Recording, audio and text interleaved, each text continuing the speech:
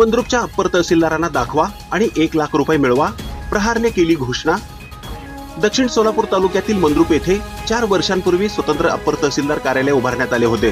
सुरुवातीला तहसीलदार उज्ज्वला सोरटे, त्यानंतर राजशेखर लिंबारे यांनी पदभार सांभाळला होता।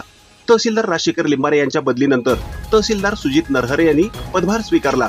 नरहरे यांनी पदभार स्वीकारल्यानंतर सुरुवातीच्या काळात त्यांनी अनेक शेतकऱ्यांचे प्रश्न मार्गी लावले, परंतु निवडणुकीच्या पार्श्वभूमीवर तहसीलदार नरहरे हे नेहमी गैरहजर राहिल्याने नागरिकांची गैरसोय होत असल्याचे दिसून येते। तहसीलदार वेळेवर हजर नसल्याने मंद्रुप व परिसरातील सर्वसामान्यांची कामे खोळंबली आहेत। कार्यालयात उशिरा येणाऱ्या अधिकाऱ्यांविरोधात तीव्र आंदोलन करण्याचा इशारा प्रहारचे अजित कुलकर्णी यांनी पत्रकारांशी बोलताना दिला। मंद्रुपच्या अप्पर तहसीलदारांना दाखवा आणि 1 लाख रुपये मिळवा अशी घोषणाही अजित कुलकर्णी यांनी केली आहे। ही बातमी संकलित केली आहे संपादक गुरुदादा गायकवाड यांनी।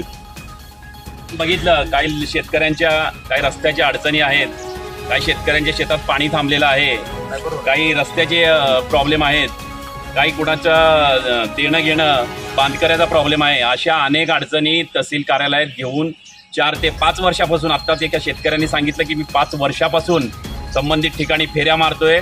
इथं कुणीतरी काळे नावाचा कुणीतरी व्यक्ती आहे, 700 रुपये दिले की नोटीस काढतो। इकडं तिकडं भ्रष्टाचार चालू आहे।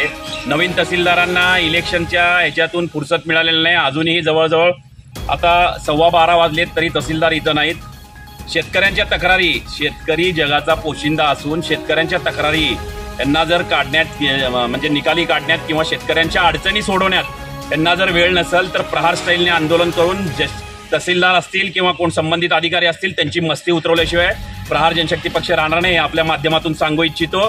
जेणेकरून शेतकरी हा जगाचा पोशिंदा आहे। एका दाण्याचे 100 दाणे करणारा आमचा शेतकरी आहे।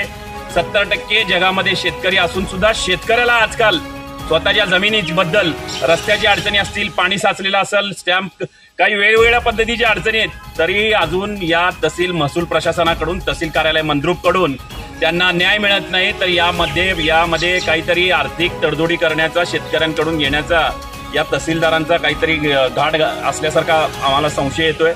आणि यापुढे मी आपल्याला सांगतो, जेणेकरून जर तहसीलदारांनी संबंधित शेतकऱ्यांच्या अडीअडचणी आजपासून ते पुढच्या आठवड्यापर्यंत 7 दिवसात नाही सोडवलं तर तहसीलदार बेपत्ता, असे बॅनर लावून बाहेर तहसीलदार बेपत्ता आहेत, तहसीलदारांना दाखवा आणि 1 लाख रुपये 50,000 रुपये बक्षीस मिळवा असे बॅनर लावून मी इथं फार मोठ्या प्रमाणात आंदोलन करून आपली बदनामी केल्याशिवाय राहणार नाही, हे या माध्यमातून सांगू इच्छितो। धन्यवाद।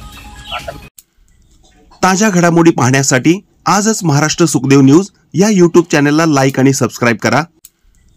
ताज्या घडामोडी पाहण्यासाठी आजच महाराष्ट्र सुखदेव न्यूज या यूट्यूब चॅनलला लाईक आणि सबस्क्राईब करा।